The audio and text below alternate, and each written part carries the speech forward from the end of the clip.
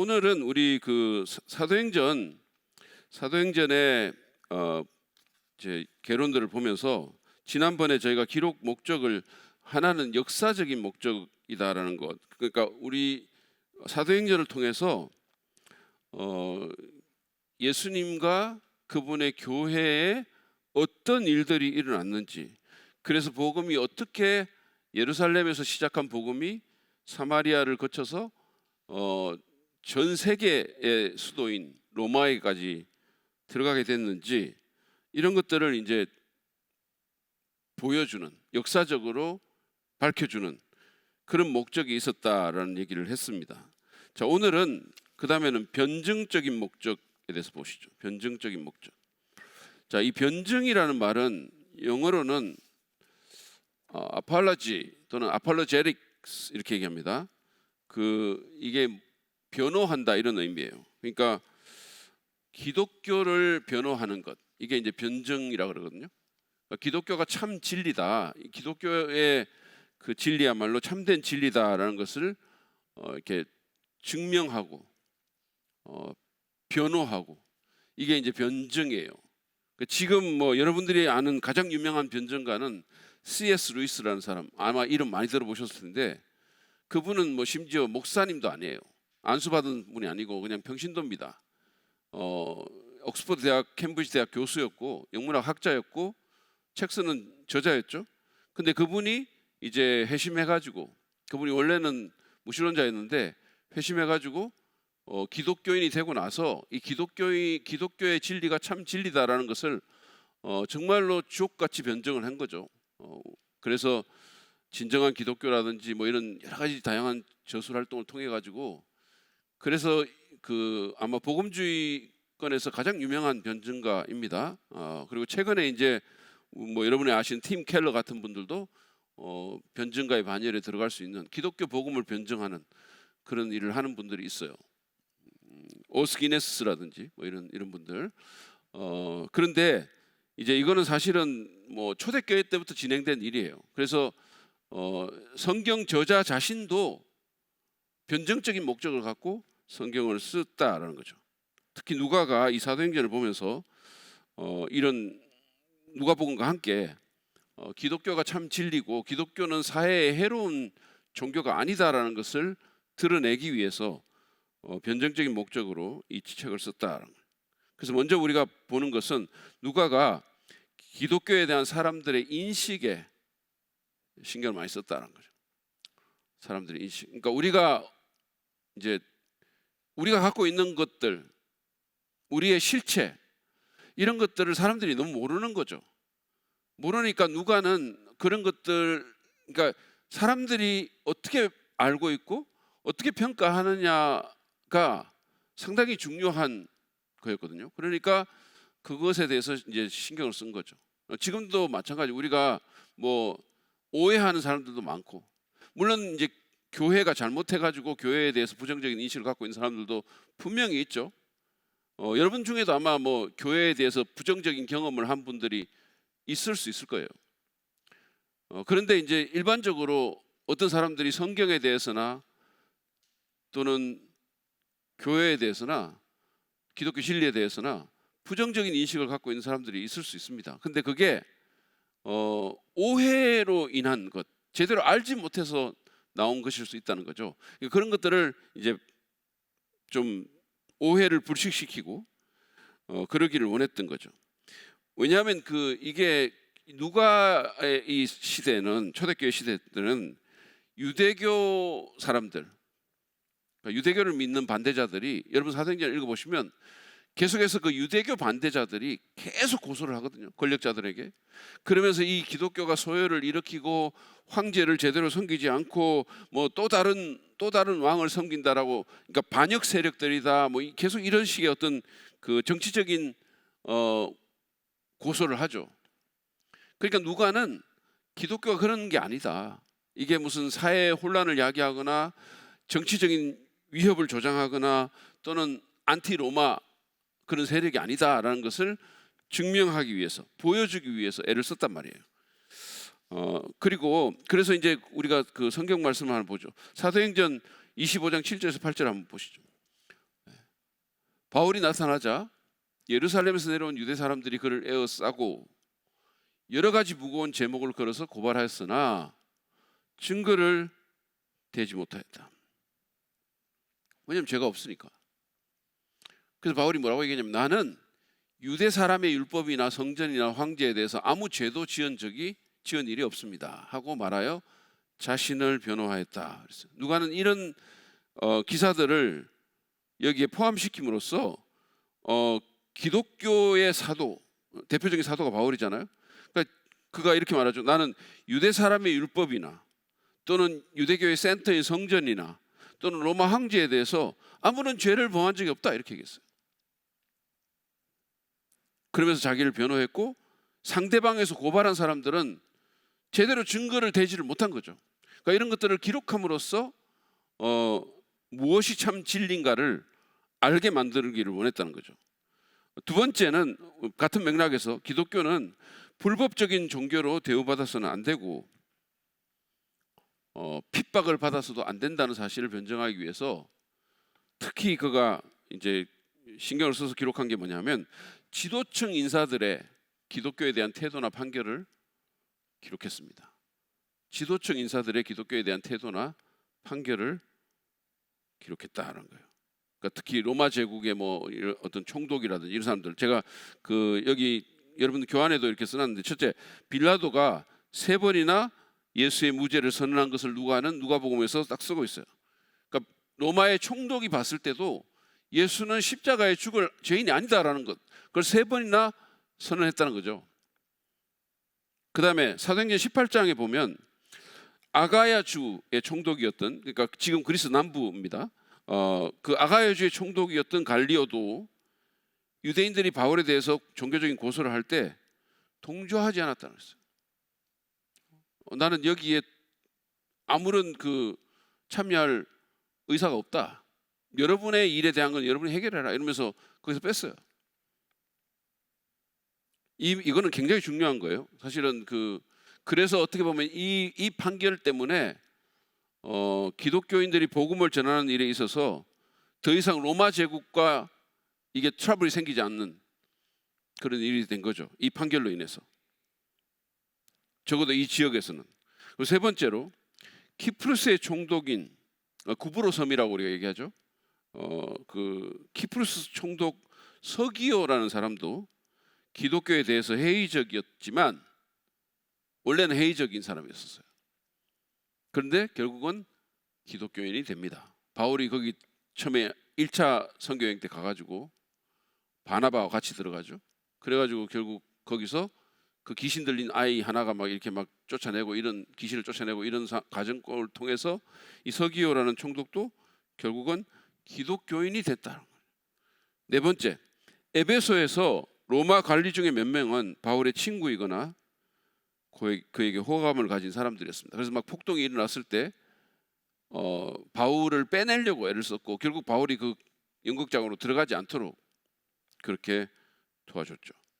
그 다음에 다섯 번째, 팔레스타인에서도 총독인 벨릭스, 그 다음에 베스도, 그리고 헤롯 아그리파 2세도 유대인들이 바울을 고소할 때 무죄를 선언했습니다. 자, 이 바울이 이제 여러분들이 그 사도행전의 뒷부분을 보시면, 그러니까 사도행전의 13장부터 시작해가지고 한 18장? 19장? 하여튼 거기까지는 1, 2, 3차 선교 여행을 적고 있어요. 그러고 나서 이제 그 뒤로부터는 뭐가 나오냐 하면 바울이 그리스로 갔다가 다시 예루살렘으로 돌아왔다가 그 로마로 가는 그 여정이 나옵니다. 로마로 가는 여정 가운데 가이사라 빌립보가 아니라 그 팔레스타인에 있는 가이사라에 2년 정도 구금이 되죠. 그 상황 가운데서 계속해서 이제 자기를 변호하는 그런 일이 나오는데, 그때 총독이 벨릭스였고 베스도였고, 이 베스도가 자기 스스로 판단을 못 내리니까 결국은 헤롯 아그리파 2세까지 데리고 와서 바울의 말을 들어요. 그런데 그때 이제 무죄를 선언합니다. 그때 사도행전 25장 24절 25절 한번 보시죠. 제가 그것만 읽어볼게요. 그때 베스도가 말하였다. 아그리빠 임금님, 그러니까 헤롯 아그리빠 2세를 얘기하는 겁니다. 아그리빠 임금님, 그리고 우리와 자리를 같이 하신 여러분, 여러분이 보시는 대로 이 사람은, 바울을 얘기하죠, 예루살렘에서나 여기서나 모든 유대 사람이 그를 더 이상 더 살려두어서는 안 된다고 소리치면서 나에게 청혼한 사람입니다. 그러나 나는 그가 사형을 받을 만한 아무런 일도 하지 않았다고 판단하였습니다. 그런데 그는 스스로 황제께 상소하였으므로 나는 그를 보내기로 작정하였습니다. 바울이 자기가 판단할 때 이 사람은 죄가 없다는 거예요. 그런데 본인이 스스로 로마의 황제에게 상소를 했기 때문에 보내지 않을 수가 없다. 그래서 그 사람을 로마로 보낸다라고 얘기를 하는 거죠. 어쨌든 이런 그 지도층 인사들의 기독교에 대한 그 어떤 호의적인 판결들, 그런 태도들을 여기에 세심하게 기록을 해놓음으로써 이게 기독교가 이렇게 뭐 불법적이거나 어떤 그 로마 제국의 뭐 이익과 상반되는 그런 일을 하지 않는구나라는 것을 말하고 싶었던 거죠. 자, 세 번째 목적은 전도적인 목적입니다. 전도적인 목적.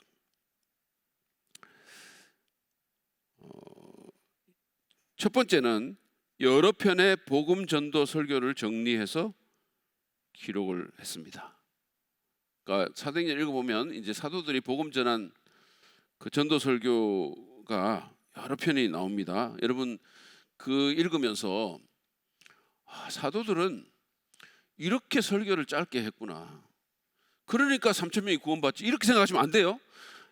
우리 목사님은 설교를 그렇게 오래 하니까 사람들이 이렇게 구원을 못, 이렇게 생각하면 안 됩니다. 여러분, 사도들이 설교한 것을 그 사람들이 요약해서 정리한 거예요. 아시겠어요? 그리고 사실은 사도들은 아람어로 설교를 한 거죠. 그거를 누가가 헬라어로 번역해서 요약해서 정리한 거예요. 제가 하나 얘기해 드릴까요? 여러분, 사도 바울이 설교를 얼마나 길게 했던지 사람들이 밤새도록 설교를 해가지고 누가 앉아서 거기서 졸다가 떨어져서 죽었어요. 그런 일도 있었어요. 근데 그 성경에는 몇 줄밖에 안 나오거든요. 그러니까 그런 잘못된 생각을 갖고 자꾸 이렇게 판단하시면 안 됩니다. 어쨌든 간에 그 복음 설교의 에센스죠. 그 에센스가 기록되어 있는 겁니다. 그래서 베드로의 설교가 2장에도 나와 있고 3장에도 나와 있고 4장에도 나와 있고 5장에도 나와 있고 10장에도 나와 있고 11장, 15장 이렇게 베드로가 한 설교가 거기에 기록이 되어 있습니다. 물론 이 모든 것이 다 복음 설교는 아니지만 어쨌든 복음적인 설교 2장, 3장, 4장 다 복음적인 설교들이 나와 있어요. 5장도 마찬가지고, 그 다음에 스데반이 순교자 스데반이 설교한 것 7장에 나와 있고, 바울이 설교한 것 13장, 14장, 17장, 20장, 22장, 26장, 28장 그 설교의 요약본이 또 나와 있고, 야고보가 예루살렘 공의에서 이 야고보는 예수님의 동생 야고보입니다. 설교한 것도 거기 나와 있습니다. 그래서 여러 편의 복음 전도 설교들이 거기에 요약해서 핵심이 적혀 있다는 거죠. 그러니까 그걸 읽는 사람들은 기독교의 복음의 핵심을 분명하게 알 수 있다는 거죠. 그 전도적인 목적으로 이것을 기록했다는 겁니다. 그다음에 두 번째는 초기 설교자들이 행한 이적들, 기적들에 대해서 또 상세하게 얘기를 합니다. 제가 그 교환에 뭐 쭉 써놨어요. 그러니까 날 때부터 걷지 못하는 사람을 일으킨 거라든지, 뭐 다양한 그런 또 사마리아에서 빌립이 행했던 기적이라든지, 뭐 이런 다양한 기적들, 바울에게 일어난 기적이라든지, 바울 자신이 또 행한 기적이라든지, 뭐 이런 여러 기적들이 거기에 또 쓰여져 있습니다. 자, 우리 그 하나만 보면요, 사도행전 9장에 나온 기적을 보시죠. 베드로가 일으킨 기적입니다. 베드로는 모든 사람을 바깥으로 내보내고 나서 무릎을 꿇고 기도를 하였다. 그리고 시신 쪽으로 몸을 돌려서, 다비다라는 사람이 이제 죽었는데, 다비다여 일어나시오. 다비다 쿰, 이렇게. 달리다 쿰은 아시죠? 소녀여 일어나라. 근데 이건 다비다 쿰이라 일어나는 거거든요. 다비다여 일어나시오 하고 말하였다. 그 여자는 눈을 떠서 베드로를 보고 죽었던 사람이 일어나서 앉았다. 베드로가 손을 내밀어서 그 여자를 이렇게 세웠다. 그리고 성도들과 과부들을 불러서 그 여자가 살아있음을 보여주었다. 그 일이 온 요파에 알려지니 많은 사람이 주님을 믿게 되었다. 이 기적을 보고 수많은 사람들이 주님께 돌아왔다는 거예요.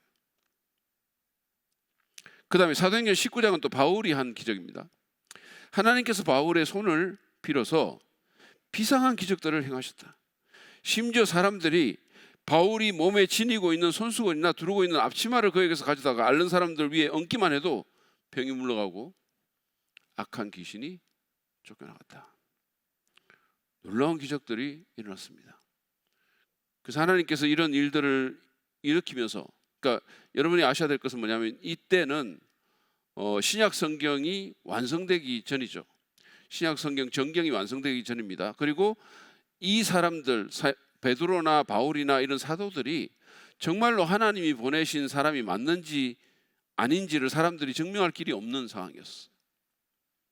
그때 하나님께서 이런 이적을 통해서 그들이 내가 보낸 사람이 맞다라는 사실을 증거해 주신 거예요. 이건 제가 하는 말이 아니고 히브리서에 보면 그렇게 돼 있어요.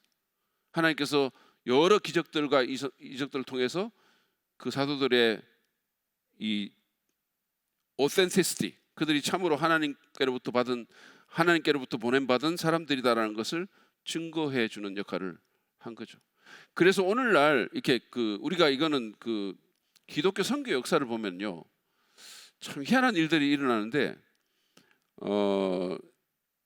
지금 기독교가 이렇게 보통 들어가 가지고 그 사회에 정착이 되고 그러면은, 그래서 이제 이 하나님 말씀이 편만하게 퍼지고 성경을 인정하는 그런 분위기가 되면 이 신기한 기적들이 잘 일어나질 않아요. 그런데 기독교가 들어가서 그런 어떤 것들이 형성되기 이전에는 사도행전적인 기적들이 막 일어나는 거예요. 그러니까 저는 여러 선교사님들한테 그걸 들었어요. 우리 교단에서 보낸 중국에서 사역하시는 분에게도 들었고, 그분이 그런 얘기를 하더라고요. 그러니까 우리가 들으면 너무 놀랄 만한 일들이 거기서 일어난다는 거예요. 그리고 이라크에서 사역하는 분한테도 들었고, 중동 같은 데서 놀라운 일들이 일어난다는 거예요. 하나님께서 일을 하시는 거죠. 그렇게 기적을 베풀고, 그럼으로써 하나님이 참 신이시고 이 사람들이, 이 복음을 전하는 사람들이 참 하나님으로부터 보냄받은 사람들이라는 것을 증거해 주시는 그런 역사가 일어나서 사람들이 예수를 믿게 되는 거죠. 여러분, 해교도 사람들이 그 예수 믿는 게 얼마나 어려운 일입니까? 그래서 이런 전도적인 목적으로 사도행전이 기록됐다는 거예요. 그 다음에 네 번째, 신학적 목적입니다. 신학적 목적. 이거는 조금 이따 사도행전의 신학에서 조금 더 얘기를 하도록 하겠는데, 첫째, 하나님의 주권적인 계획과 목적들이 인간 역사를 통해서 어떻게 진행되는지를 보여주기를 원했습니다. 그래서 사실은 하나님께서 이 사도 바울이라는 사람을 주권적으로 들어가지고 내가 너를 이방인에게 보낸다, 이방인의 사도로 보낸다라고 얘기를 했고요.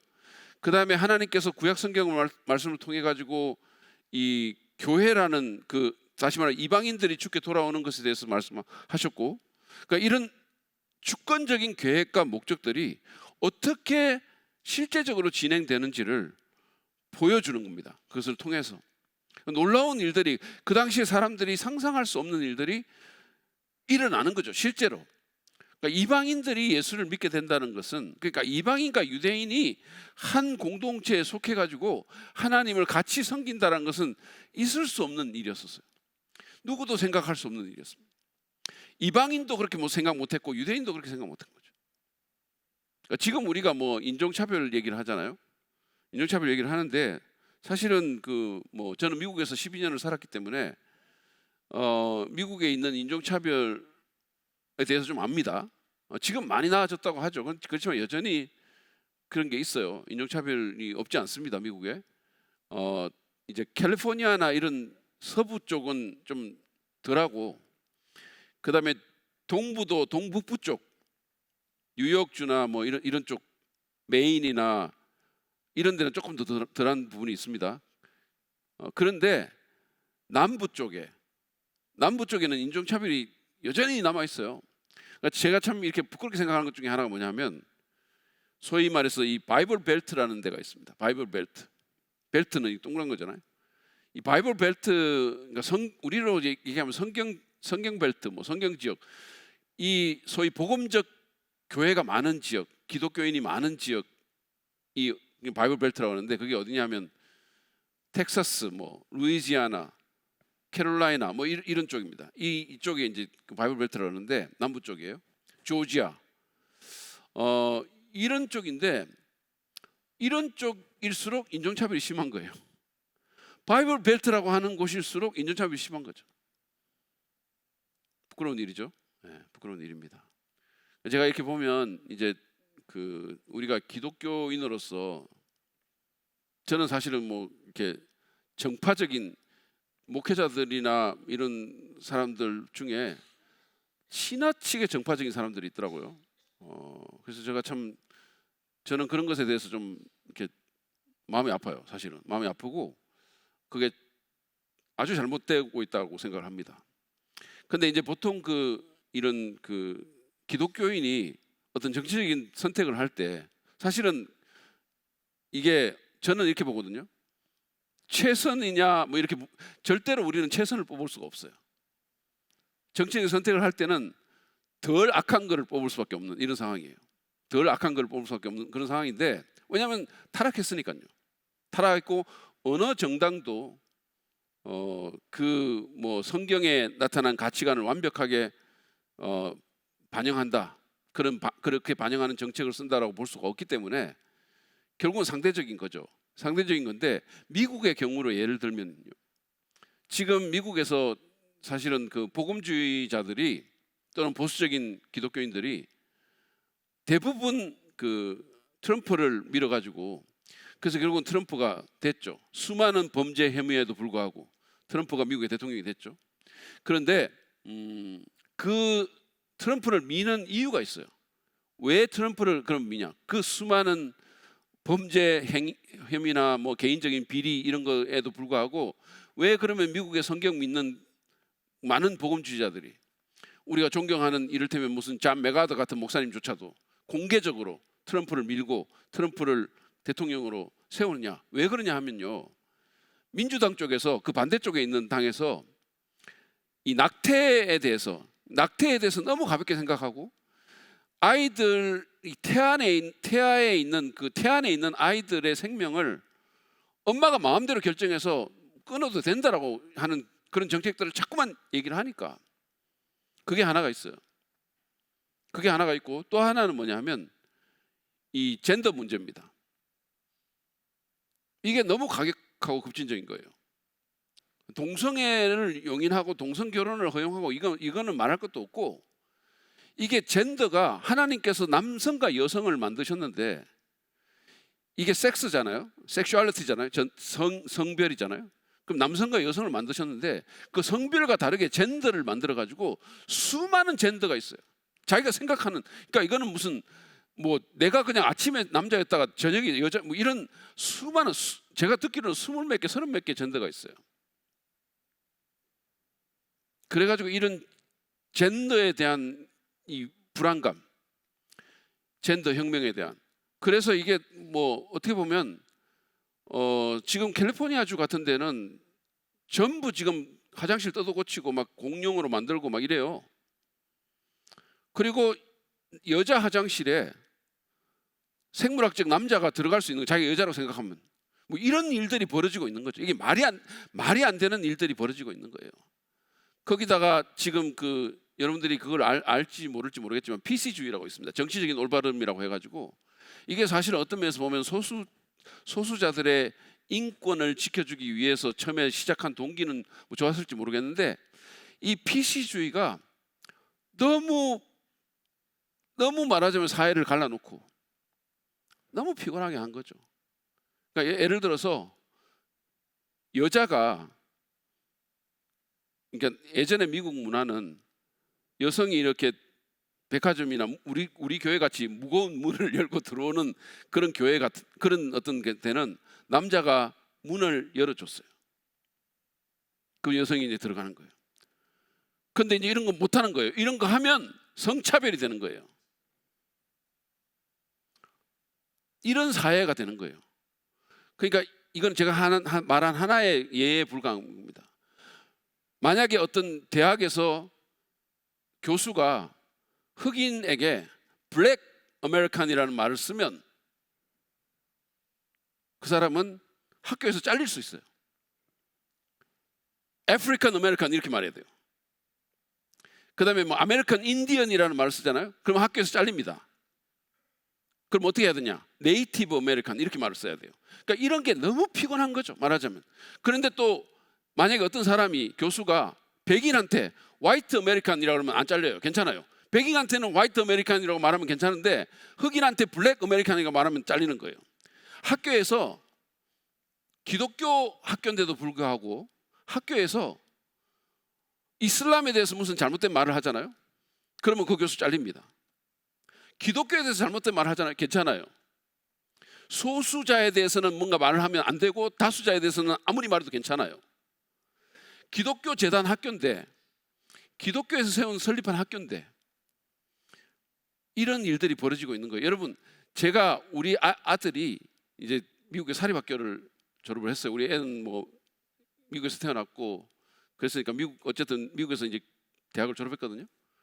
그래서 미국에서 이제 그 뭐 말하자면 미국의 감리교 재단에서 세운 그런 사립학교를 졸업을 했어요. 역사가 유구하고 굉장히 괜찮은 학교입니다. 근데 그 학교 가면 뭐 성당이 아니라 교회도 3개인가 있고 뭐 이래요. 학교 안에, 캠퍼스 안에 큰 교회들이.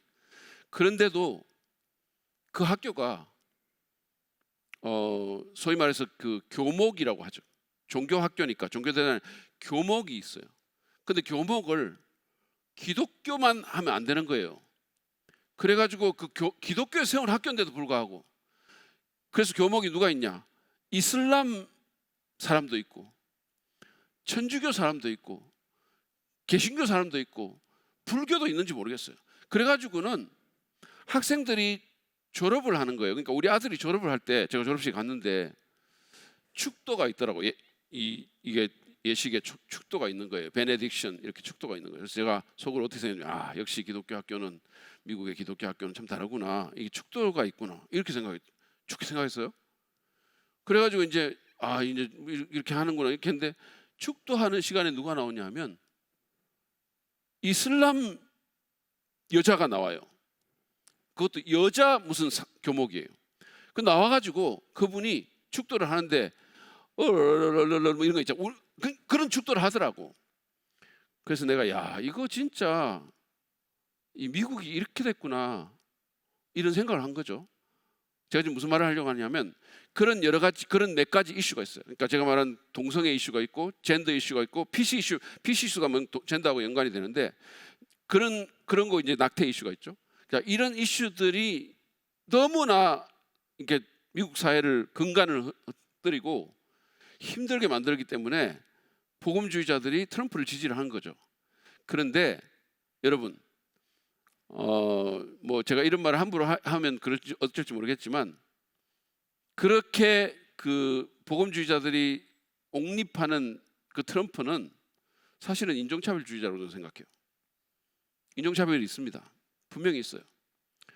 그 제가 무슨 말을 하고 싶으냐 하면, 어떤 정당이나 정파가 성경에서 말하는 한 성경적인 가치를 온전히 담아내는 정당이나 정파는 없다는 거예요. 그러니까 결국은 차악을 선택할 수밖에 없는 이런 상황이라는 거죠. 그러니까 어떻게 보면 이 인종차별이라는 것도 정말로 심각한 문제잖아요. 심각한 문제거든요. 하나님은 어떤 인간도 차별받아서는 안 된다고 생각하는 분이잖아요. 그죠? 그래서 이런 것들이 이제 결국은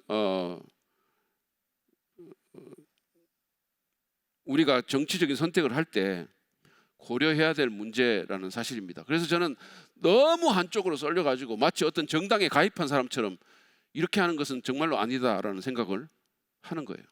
우리가 어떻게 보면 비판적인 지지를 해야 되고, 그 다음에 우리 편, 네 편이 아니라 누구든지 잘못한 것은 잘못됐다고 말할 수 있는 용기가 거기 필요한 거죠. 어떻게 보면 그렇다는 생각이 듭니다.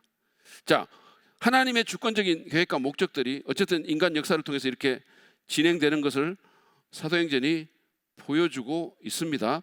그 다음에 두 번째는 어떻게 예수께서 신실하고도 강력하게 당신의 교회를 세워나가는지를 보여줍니다. 예수님께서, 그러니까 주님이 뭐라 그러셨어요?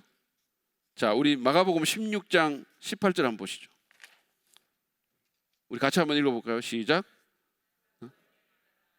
너는 베드로다. 나는 이 반석 위에다가 내 교회를 세우겠다.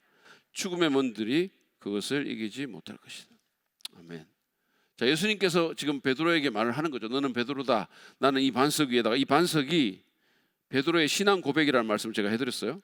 그러니까 이 베드로의 신앙 고백 위에다가 주님이 뭐라고 하셨어요? 뭐를 세운다? 내 교회를 세운다. My church, 내 교회, 나의 에클레시아를 세우겠다, 이렇게 말했어요. 교회는 주님의 것입니다. 교회는 목사 것도 아니고, 교회는 개척 멤버 것도 아니고, 교회는 주님의 교회예요. 그러니까 우리가 주님의 뜻을 살피고 이 주님이 이 교회를 어떻게 이끌어 가시는가, 그 말씀에 순종하고 그 뜻을 따르고 그 계획을 세워나가야 되는 거죠. 그래서 어쨌든 사도행전을 읽어보면 주께서 말씀하신 내 교회가 어떻게 세워져 나가는가, 특히 이 죽음의 문들이, 그죠? 그 핍박이라든지 교회에 닥쳐오는 여러 가지 지옥 같은 일들이 있음에도 불구하고 교회가 어떻게 그것들을 이겨 나가고 세워져 가는가를 사도행전이 보여주고 있는 거예요. 예수님께서는 참으로 당신께서 말씀하신 것처럼 당신의 교회를 세우십니다. 그리고 그것들을 이루어 가고 계십니다. 자, 마지막으로 신앙적 목적입니다. 신앙적 목적. 그리스도인들, 특별히 초신자들에게 기독교 신앙에 대한 확신을 주고 그들의 믿음을 좀 더 견고하게 세우려고 했다. 이것은 그 누가복음에서 그 데오빌로라는 사람한테 한 말에도 분명히 드러나죠. 그 초신자 데오빌로가 이 기록을 보고 배운 것에 확실하게 하기 위해서 이걸 쓴다라고 얘기를 했잖아요.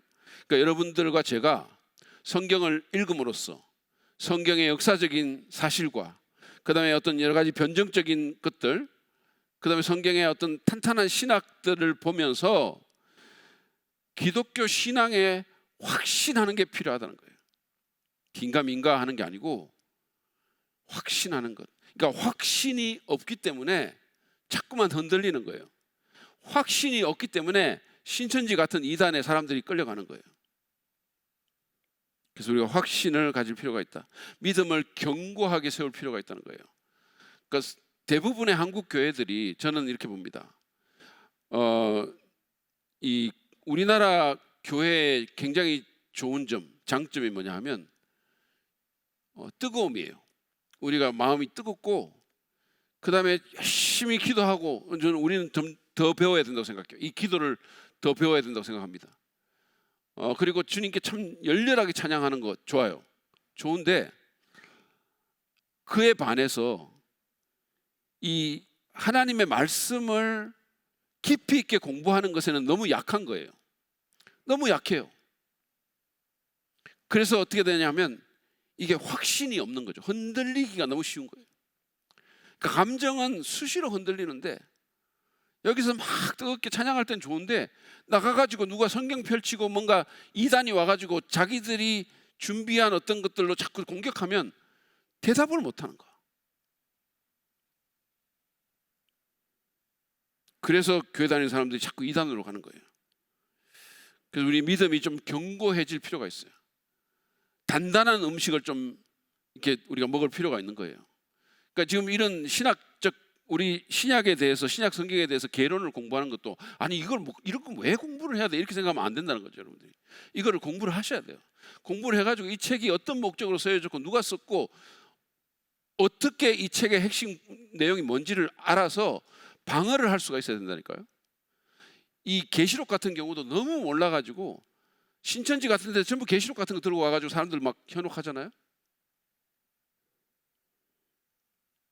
자, 근데 두 번째로 베드로와 바울이 믿음의 기초에 있어서 본질적으로 일치함을 보여줌으로써 유대인 그리스도인과 이방인 그리스도인들이 서로를 받아들이고 화해하도록 도우려 했습니다. 이것은 이제 그 교회가 주님이 원하시는 그런 대안 문화 또는 대항 문화 공동체가 되기 위해서 교회가 하나 돼야 되잖아요. 특히나 유대인과 이방인들이 그런 것들이 이제 사도 바울과 베드로의 사역의 어떤 일치점을 보여줌으로써 교회를 하나 되게 만들려고 했다라는 겁니다. 자, 사도행전의 구조를 한번 보시죠. 사도행전의 구조를 보시면 사도행전은 28장으로 돼 있어요. 여러분 혹시 X가 사도행전이거든요. ACTS죠. X. 근데 X29이라는 말 들어보셨어요? 사도행전 29장이라는 말 들어보셨어요? 이게 오늘의 교회 같은 데서도 그 말을 해요. X29. 이게 왜 그러냐면 X28이 이제 사도행전 28장 끝인데 그 28장 제가 지난주에 말씀드린 것처럼 28장이 약간 미완성으로 끝이 나요. 바울이 감옥에서 담대히 자기 하나님의 말씀을 전하였다 이러고 끝나는 거예요. 그 말은 뭐냐면 이게 진행형이다. 그러니까 바울이 전했던 것처럼 계속해서 전해서 사도행전 29장을 우리가 써내려 가자 이런 의미로 X29 운동을 벌이죠. 그러니까 우리가 오늘날 사도 바울이 했던 것을 본받아서 또는 이어받아서 계속해서 복음을 전하자. 하나님 나라의 복음을 전하자. 이런 거거든요. 그러니까 사도행전은 어쨌든 28장까지 되어 있습니다. 28장까지 되어 있는데 이거를 우리가 이제 그 사도행전 1장 8절 말씀을 근거로 해가지고 구조를 짜면 이렇게 짤 수 있다는 거예요. 사도행전 1장 8장에 보면 성령이 너에게 임하시면 너희가 권능을 받고 예루살렘과 온 유대와 사마리아와 땅끝에까지 이르러 내 증인이 되리라 이렇게 했잖아요. 그러니까 그 말씀을 근거로 사도행전의 구조를 짜면 첫 번째가 예루살렘입니다. 예루살렘에서의 증거.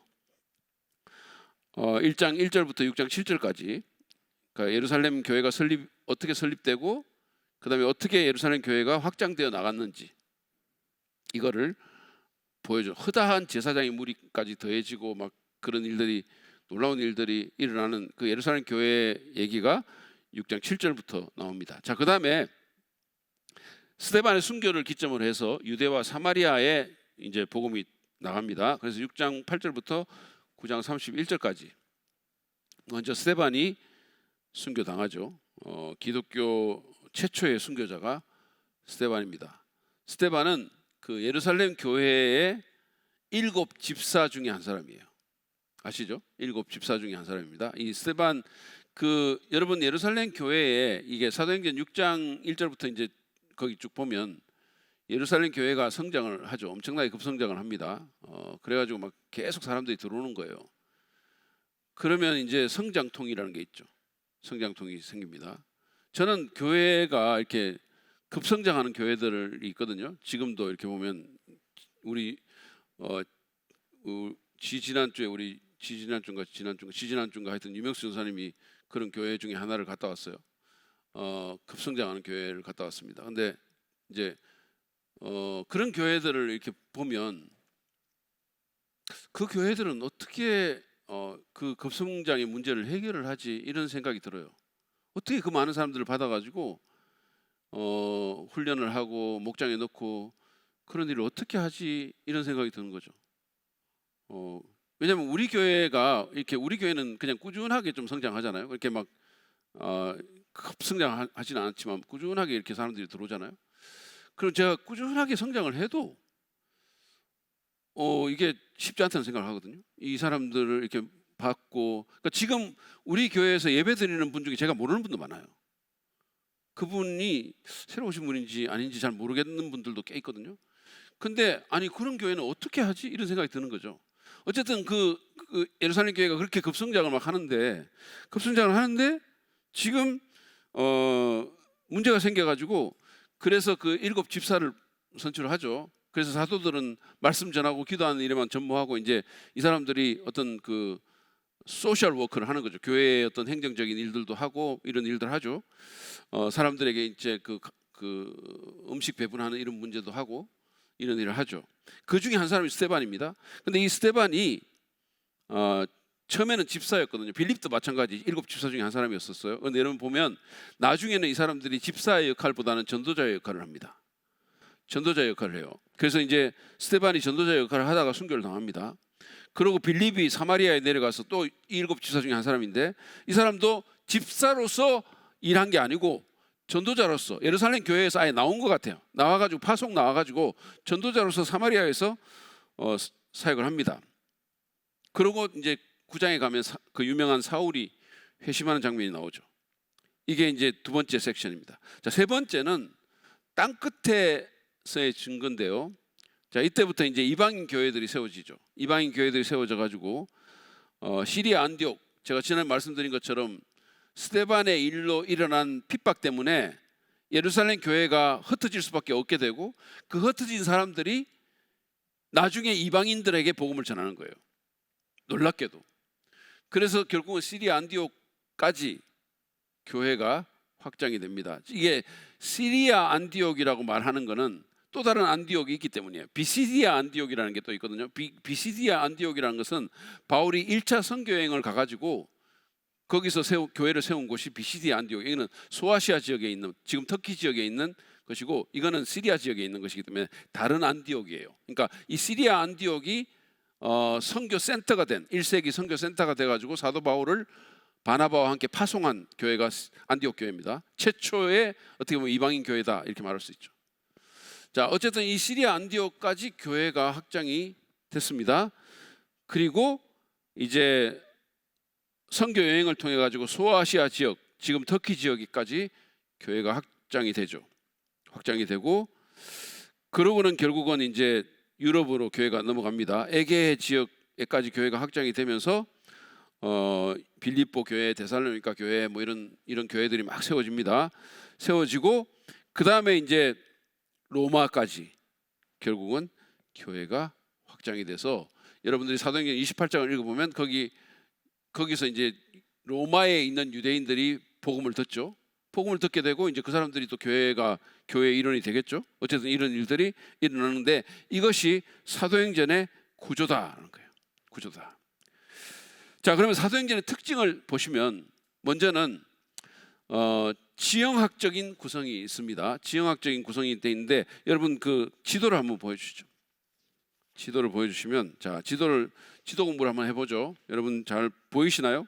보이시는지 모르겠는데 지금 이게 팔레스타인이에요. 지금 여기가 팔레스타인입니다. 이게 예루살렘이 있고 시리아 안디옥이 여기 있어요. 시리아 안디옥이 이거 수리아라고 말하기도 하고 시리아라고 말하기도 하는데 여기가 이제 여기서 파송이 돼가지고 이 구브로스 섬, 키프로스 섬이라 그러죠. 그러다가 이제 이쪽으로 건너가 가지고 지금 여기가 터키예요. 현재 터키입니다. 소위 말하는 소아시아 지역이에요. 그리고 여기가 지금 그리스 지역이에요. 여기 아가야라는 게 남쪽에 있고 마게도니아라는 게 북쪽에 있죠. 자, 그리고 여기가 이태리입니다. 이태리, 로마가 여기 있죠. 예, 보이시죠?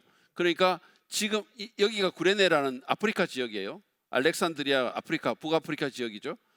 자, 이게 이제 북아프리카 지역이 여기 있고 팔레스타인이 여기 있죠. 자, 예루살렘이 있고 그리고 여기 쭉 가서 여기서 이제 파송받아서 이렇게 가서 이제 이쪽으로 가서 이거를 도는 게 1차 선교 여행이고 2차 선교 여행은 여기서 드로아라는 트로이라는 곳입니다.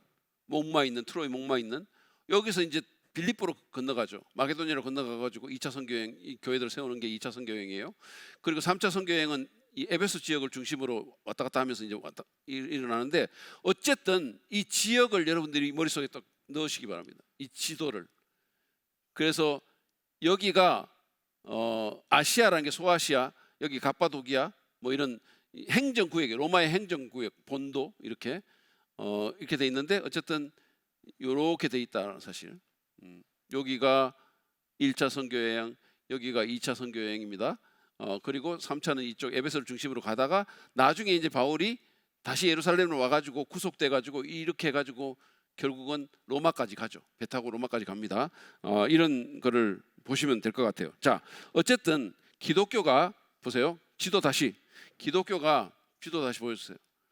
기독교가 예루살렘부터 시작돼가지고 여기 예루살렘 이쪽이 유대와 사마리아 지역이에요. 유대와 사마리아를 거쳐서 결국은 이제 저쪽 당대 최대 제국 로마 중심부 땅끝까지 확장돼 가는 것을 지형학적으로 구성하고 있습니다. 우리가 구성에서 본 것처럼. 두 번째로 교회가 성장해 가는 것에 대한 7번의 요약 문장 혹은 진행 보고를 하는데요. 자, 여기 보시면 여러분들의 교환의 표가 있죠. 제가 그 사도행전에 보면 교회가 이렇게 성장해 나가는데 그 핵심 문구를 비슷한 문구를 써요. 그러니까 처음 나오는 게 사도행전 2장 47절입니다. 보시죠. 하나님을 찬양하였다. 그래서 그들은 모든 사람에게서 호감을 샀다. 주님께서는 구원받는 사람을 날마다 더하여 주셨다. 이렇게 됐어요. 이게 이제 첫 번째 진행 보고입니다. 놀라운 일이 일어나는 거죠. 두 번째는 하나님의 말씀이 사도행전 6장 7절이에요. 이게 이제 그 유대 예루살렘 이제 끝부분이에요. 예루살렘 교회 끝부분. 하나님 말씀이 계속 퍼져 나가서 예루살렘에 있는 제자들의 수가 부쩍 늘어가고 제사장들 가운데도 이 믿음에 순종하는 사람들이 많았다.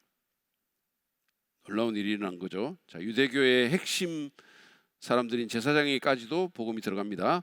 그 다음에 세 번째 사도행전 9장. 이제는 예루살렘을 벗어났어요. 그러는 동안에 교회는 보세요. 유대와 갈릴리와 사마리아 온 지역에 걸쳐서 평화를 누리면서 튼튼히 서갔고 주님을 두려워하는 마음과 성령의 위로로 정진해서 그 수가 점점 늘어갔다. 자, 이제 그래서 예루살렘과 온 유대와 사마리아와 그 다음에 이제 이방인에게 갑니다. 사도행전 12장 24절. 하나님의 말씀이 점점 더 널리 퍼지고 믿는 사람이 많아졌다. 이건 이제 안디옥 교회가 이제 형성되면서 이런 일이 벌어집니다. 이방인 교회가 세워진 거죠. 그 다음에 사도행전 16장 5절. 교회들은 그 믿음이 점점 더 튼튼해지고 그 수가 나날이 늘어갔다. 자, 1차 선교여행 마치고 이제 그런 일들이 일어납니다.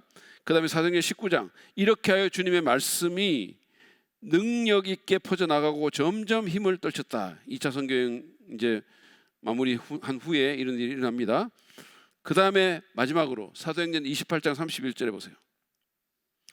사도 바울입니다. 그는 아무런 방해도 받지 않고 아주 담대하게 하나님 나라를 전하고 주 예수 그리스도에 관한 일들을 가르쳤다. 그래서 계속해서 이 복음이 계속해서 퍼져나갑니다. 복음이 영광스럽게 되는 거예요. 놀라운 일들이 일어나는 겁니다. 자, 그 다음에 세 번째 특징을 보시면 베드로의 사역과 바울의 사역 그리고 예수님의 사역이 서로 유사할 뿐 아니라 서로 연결되어 있음을 보여줌으로써 부활 승천하신 주님께서 초대교회 이러한 주요 사도를 통해서 계속해서 사역하심을 증명하려고 했습니다. 제가 아까 말했죠. 예수님의 교회가 세워져 나가는 거예요. 근데 예수님의 교회가 세워져 나가는데 사도들을 통해서 세워져 나가는 겁니다.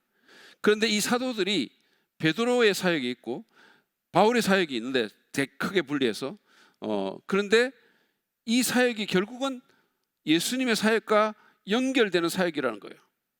연결되는 사역이다. 그리고 결국은 이 사도들을 통해서 주님이 당신의 교회를 세워나가신다는 거죠. 그다음에 네 번째, 의도적으로 사도행전 전반에서는 베드로의 사역을, 그러니까 이제 사도행전을 보시면 여러분 12장까지는요, 사도행전 12장까지는 베드로의 사역을 중점적으로 말하고 있습니다. 그래서 베드로가 말씀 전하고 베드로가 기적을 일으킨 이런 것들이 이제 사도행전 12장까지가 나오고 후반부 13장부터는 바울의 사역에 주안점을 두는 거죠. 예. 그래서 논쟁이 될 수도 있는 이방인들에 대한 사역의 정당성을 피력을 합니다. 요 두 사도의 이 사역을 주로 이렇게 연결을 시키면서 피력해 나감으로써 이방인 사역에 대한 정당성을 피력해요. 이게 이제 어디서 드러나느냐 하면 사도행전 15장에서 딱 드러납니다. 그 사도행전 15장에서 이게 이제 예루살렘 종교회의를 기록한 거거든요. 기독교 최초의 어떤 그 종교회의입니다. 그런데 이 사도행전 15장에서 어떤 결정을 내리냐 하면 바울의 사역, 그러니까 이방인들에 대한 사도 바울의 사역을 예루살렘에 있는 유대인 사도의 대장인 베드로가 인정해 주는 거예요. 베드로와 야고보가 이방인들에 대한 바울의 사역을 인정해 줍니다. 그렇게 함으로써 어떻게 돼요? 교회가 유대인 교회하고 이방인 교회로 갈라지는 것이 아니고 하나가 되는 그런 일들이 일어나게 되는 거예요. 이것은 교회사적으로 굉장히 놀라운 일이에요. 그래서 그런 역사가 일어났다라는 사실을 말을 해주고 있다라는 겁니다. 자, 그 다음에 5번째, 사도행전은 교회의 탄생과 성장에 대한 신뢰할 만한 실제 역사적 사건들을 서술합니다. 실제 역사적 사건들을 서술합니다. 여러분, 제가 여러 번 얘기했잖아요. 기독교 신앙은 실제적인 역사적 사건 위에 서 있는 신앙이에요. 무슨 어떤 개념 이런 걸 말하는 게 아닙니다. 어떤 무슨 아이디어 그런 게 아니고 이것은 실제적인 역사적 사건 위에 서 있는, 십자가도 마찬가지 실제적인 역사적 사건 위에 서 있는 거예요. 십자가 죽음이. 그래서 제가 말씀드렸잖아요. 성경만이 아니라 타키투스라든지 이런 일반 역사가들의 책에 이 사건이 기록되어 있고 그거 위에 기독교 신앙이 세워져 있다는 거예요. 그래서 역사와 신앙이 이원론적으로 나눠져 있지 않습니다. 자, 근데 이 역사가 얼마나 필수적이냐 하면 이거 없이 우리가 오순절 성령 강림, 그 다음에 스데반의 순교, 기독교 최초의 선교죠. 그 다음에 초기 예루살렘 교회 생활, 그 다음에 사마리아인과 이방인에게 복음이 어떻게 전해지는지 이런 거를 알 수가 없다라는 거예요. 이 역사적 사도행전의 이 역사적 서술 없이는 이 소중한 역사적 상황들을 알 수가 없다는 거예요. 그뿐만 아니라 또 이 역사 없이는 바울의 삶과 선교 여행에 대한 지식도 현저히 결여되어 있었을 것이다라는 거예요. 바울의 삶과 선교 여행에 대한 지식도 현저히 결여되어 있어서 그래서 우리가 바울 서신을 이해하기가 더욱 힘들어졌을 것이다라는 거예요. 제가 참고적으로 여기서 말씀드리면 여러분들이 그 여백이 있으면 적어 놓으세요. 바울의 1차 선교 여행은 사도행전 13장 14장에 적혀 있어요. 1차 선교 여행은 사도행전 13장 14장에 적혀 있습니다. 그 다음에 2차 선교 여행은 사도행전 15장 39절부터 18장 22절까지에 적혀 있어요. 자, 이 2차 선교 여행은 이제 바울이 유럽으로 복음을 갖고 나간 겁니다. 1차 선교 여행은 소아시아 지역에 복음을 전한 거고, 그래서 2차 선교 여행은 사도행전 15장 39절부터 18장 22절까지 적혀 있어요. 그 다음에 3차 선교 여행은 사도행전 18장 23절부터 21장 17절까지 적혀 있습니다. 이거는 에베소 중심의 사역이에요.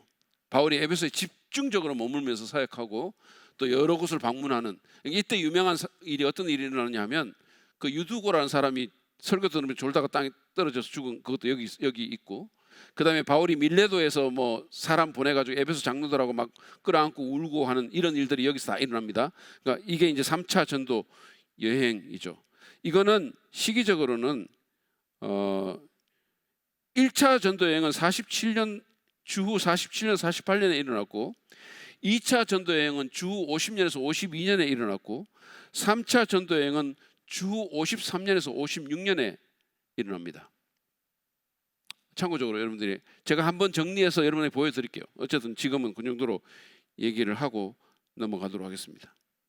두 번째로 말씀드리고 싶은 것은 사도행전은 굉장히 신뢰할 만한 역사다 이거예요. 이거는 고대 다른 자료와 비교해도 손색이 없는 그런 자료다는 거예요. 1세기 어떤 사회, 정치, 지리 이런 것에 대한 그 지식이 다른 고대 역사가들의 사건 보고와 비교해도 전혀 손색이 없다라는 거예요. 자, 그래서 그리고 바울의 역사와 신학에 대한 서술도 마찬가지입니다. 자, 그래서 윌리엄 램지라는 사람이 윌리엄 램지 얘기를 좀 해드릴게요. 윌리엄 램지라는 사람이 그 앞에 있는 걸 좀 그냥 넘겨놓으세요. 앞에 거. 예. 윌리엄 램지라는 사람 잠깐 얘기를 할게요. 이 사람은 원래 안 믿는 사람이었어요. 그러니까 기독교의 어떤 그 기록을 제대로 안 믿는 사람이었어요. 그래서 그 옥스포드 대학에서 펀드를 받아가지고 연구비를 받아가지고 사도행전이라든지 이런 기록이 잘못됐다는 걸 증명하기 위해 가지고 그래가지고 이제 소아시아 그리스 지역을 간 거죠. 80년에 가가지고 한 2년 정도를 돌아다니면서 연구를 했는데 이게 너무 정확한 거예요. 그래서 수십 년 동안 결국은 이 지역의 역사를 연구를 하면서 고고학적인 자료들을 캐내면서 결론적으로 이렇게 말했어요. 누가는 인류 역사가이다. 사실에 대한 그의 서술은 신뢰할 수 있고 세밀한 부분까지 완전히 정확하다. 그는 가장 위대한 역사가 가운데 들어가야 한다라고 말을 했습니다. 사실은 이 사람만이 아니고 제가 하나만 더 읽어드릴게요. 셔먼 화이트라는 사람이 또 이렇게 얘기했어요. 사도행전의 경우에 그 역사성은 두말할 나위 없이 확실하다. 사도행전의 역사성을 부인하려는 어떤 시도도 이제는 분명 터무니없어 보인다. 그래서 이 유력한 역사학자들도 연구 끝에 사도행전의 역사성을 인정했다라는 거죠. 인정했다. 자, 그 다음에 여섯 번째는 사도행전에는 성령의 역사와 기도가 강조되어 있습니다.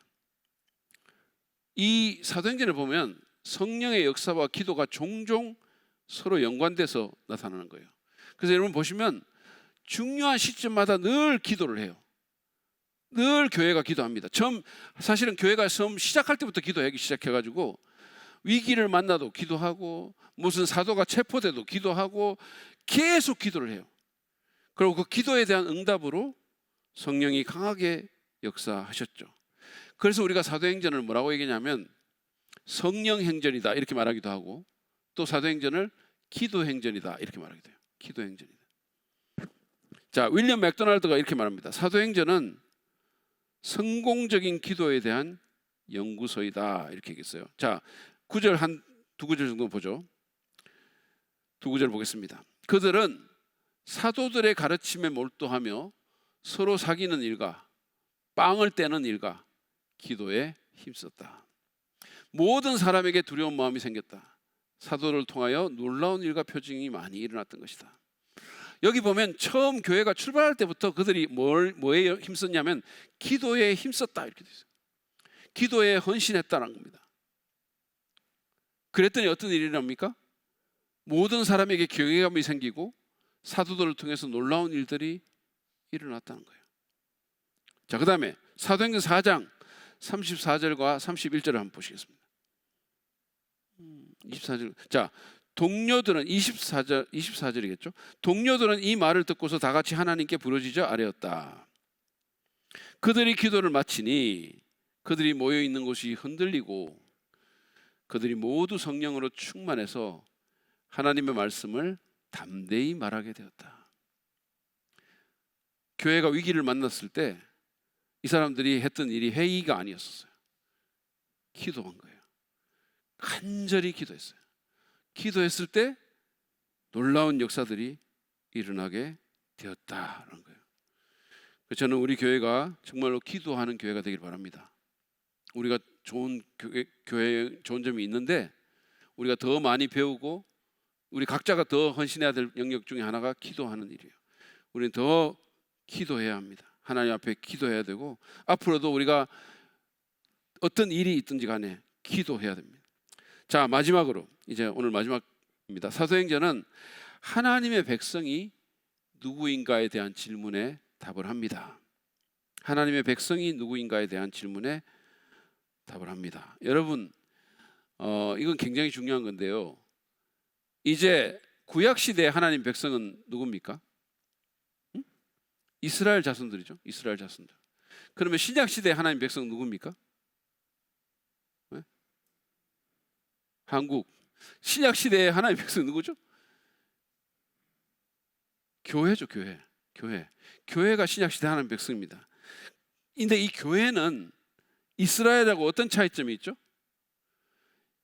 교회는 유대인과 이방인이 같이 모여서 한 백성이 된 거예요. 그래서 이 교회를 뭐라고 얘기하냐면 새로운 인류다 이렇게 얘기해요. New Humanity.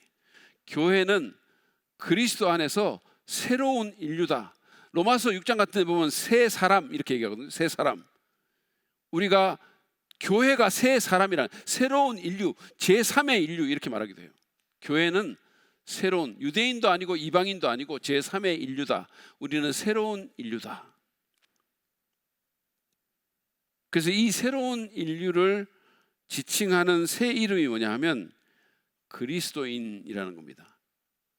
헬라어로는 크리스티아노스라는 거예요. 크리스티아노스.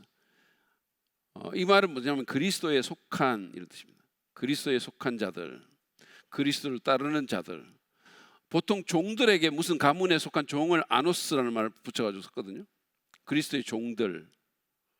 그래서 무슨 아니면 어떤 그 당파들을 얘기할 때 헤로디아노스, 그러니까 헤로파들 이렇게 얘기할 때 이걸 썼거든요.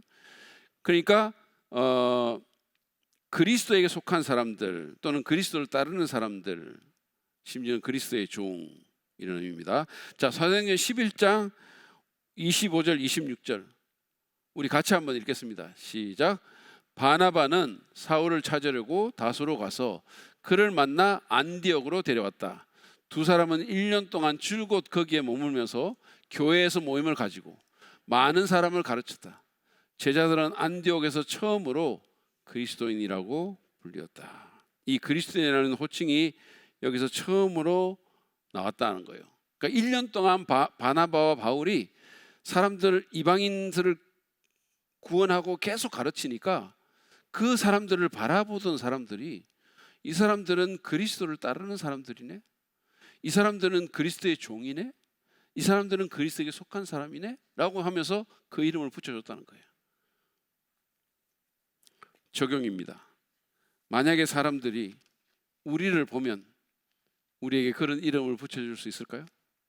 만약에 여러분의 이웃들이, 여러분을 아는 사람들이 여러분을 보시면 저 사람은 십자가에 달리신, 원수도 사랑하신 그 그리스도를 따르는 사람들이네, 그 그리스도의 사람들이네, 이렇게 말할 수 있을까요?